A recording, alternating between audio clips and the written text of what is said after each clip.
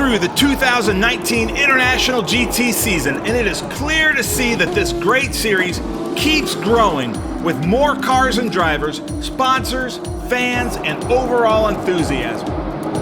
As most of the country battled record frigid weather, International GT's season opening race in Sebring, Florida experienced summer-like temperatures. The great weather translated into fantastic racing on track too. There were very closely contested battles in every category with IGT at the Sebring Speed Tour. For the first time, International GT hosted a GT4R category due to demand, and picking up where we left off, Rob Blake and Juan Lopez Santini dominated the weekend.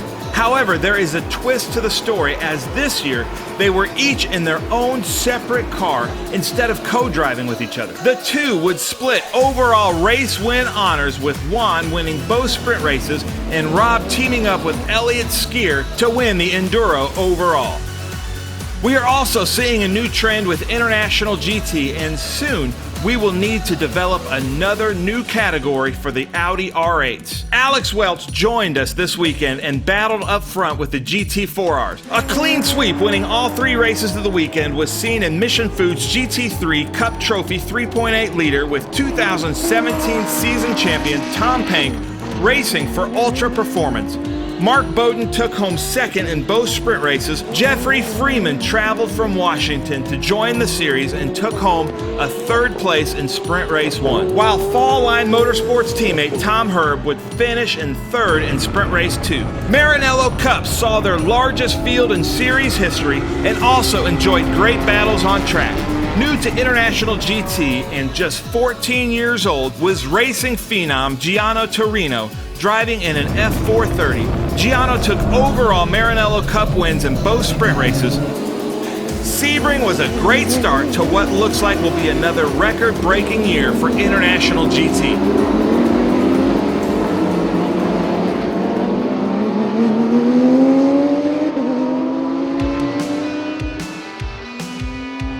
International GT hosted their second round of the 2019 season at Road Atlanta with the Atlanta Speed Tour. It was apparent from the first test session on Thursday that Alex Welch and his Audi R8 was super fast around the 2.5-mile circuit. We did not see Mark Sandrich at Sebring, but he came to Road Atlanta fully loaded in his new Porsche. The battles between Alex Welch, Mark Sandrich, and Tom Pank were legendary. Juan Gonzalez returned for the first time this season, finishing second in class to Pank in the 3 sprint races. I'm lucky here. I'm lucky that they haven't built a wall, so I'm here today. Maranello Cup rookie Giano Torino continues to impress with his speed in the Ferrari F430. It's a great event. I actually love this track. Team TGM were impressive with Guy Cosmo, Mercedes-AMG Exhibition Class, third overall finish in Sprint Race 2. Fall Line Motorsports Tom Herb BMW M3 taking second in the Exhibition Class. It was a memorable Speed Tour event with fantastic weather, safe and competitive racing, and lots of smiles and laughs at one of the most exciting tracks of the 2019 schedule. Although the forecast was less than optimistic for Round 3 at Road America, we welcomed dry track conditions for both qualifying sessions and all 3 sprint races. The weather was cold and foggy at times, but the competition was heated on track with 3 very competitive races on Saturday and Sunday morning. We welcomed a new car and driver with father-son team Pat and Kyle Hogan in the RM Motorsports McLaren 605S. It's a blast. You know, what can you say? Road America, fast cars, cool cars. The fight for bragging rights for overall honors in Saturday's 2 sprint races was fierce, with the Mission Foods GT3 Cup Trophy 4R category leading the way. The number 24 car would take overall win in both races with 2 different drivers. Rob Blake in Sprint Race 1 and Juan Lopez Santini in Sprint Race 2. Mark Sandridge, Team Salad, out-qualified the number 24 Orbit Racing car to start the weekend. It was nerve-wracking, to say the least. I had nothing for him, all right? I tried my hardest, and I gave it everything I had, and in fact, I scared myself a couple places, so I I accomplished my goal for the day, I guess. The race of the weekend was Tom Pank in his Ultra Performance GT3 category 4-liter Porsche and Mark Bowden in his Fall Line Motorsports 3.8-liter GT3 Cup car. These guys enjoyed a spirited engagement, each finishing first in their respective classes in both Saturday sprint races.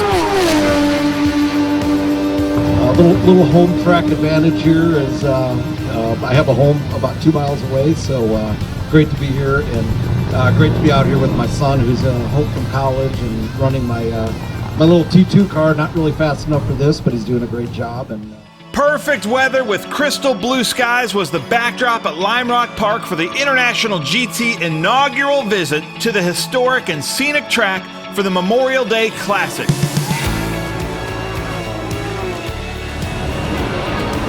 Huge spectator crowds got to see Guy Cosmo in his AMG Mercedes, followed by Ted Giovannis, Paul Reisman, Joseph Boughton, John Reisman, Steve Davison, and Michael Williams in the Friday feature race. First place, car number 64, Ted Giovannis and Hugh Plum. Come on up, guys. And this is the way it should be, right? On the podium and running 55s.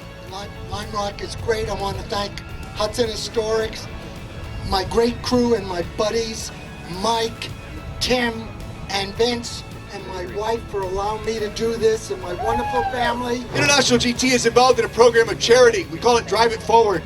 We donate race packages to deserving charities, many of them children owned. And I'd like to call up our special guest because they donated a lot of money, and this is a great thing because it was to send kids to the Newman's Camp, Camp Boggy Creek. The Frankel family, come on up here. We'd like to recognize and thank you for your support. Hey, Jack, how was your pace car ride? Good.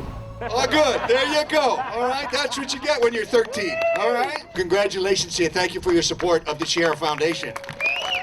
Oh, good. Perfect. Like father, like son. There we go. One of the highlights of the International GT season is the MidOhio Sports Car Course.